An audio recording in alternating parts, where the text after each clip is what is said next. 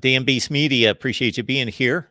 Thoughts on what level of defense USC needs to play to be a legitimate national championship contender? I know marginally better makes the playoff, but I mean to actually win it.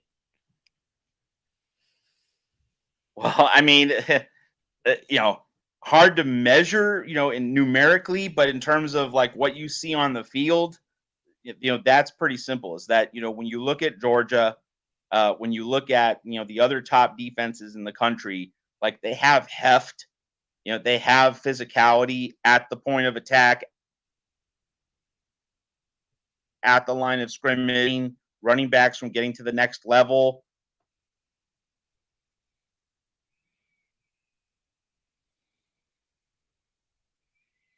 And USC is nowhere close to that. So like that's those things where like I know it when I see it, and USC just wasn't anywhere close. And USC is not going to get there this year.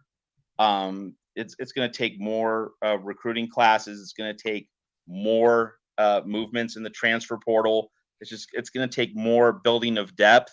But like last year in the second half of the season, the bar was so low that if USC can just get back to the standard it had in the first 6 games of 2022, like if that can be the standard for the whole season, that'll work. Like that'll get the job done. Giving up 14 points to Oregon State, 14 points to Washington State, not giving up in the mid 30s with regularity, which is what we saw in the second half of the season. Cal scoring 35, Arizona scoring 37.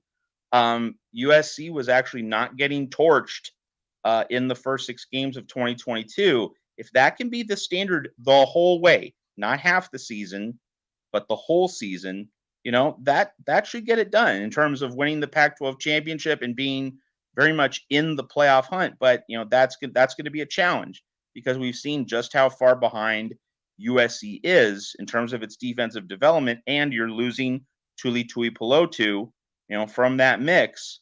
So, it's going to be hard to get to that standard where, all 12 or, hopefully 13 games with the Pac-12 title game are going to be at that standard of the first 6 games of 2022. That's going to be a challenge.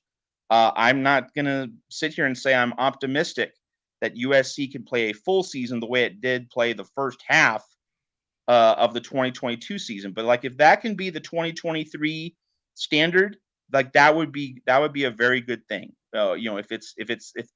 If that standard is stretched over a full 13 games, it's not just for half a season. But in terms of being at that elite level where Georgia is, where Alabama and Clemson have recently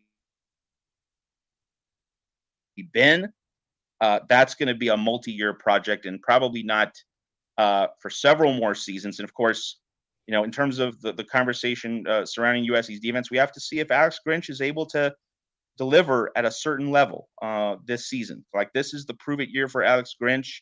If he wanders through another aimless season, such as we had in the second half of 2022, he has to be gone. And USC needs to upgrade to an elite defensive coordinator who can bring about truly elite performance.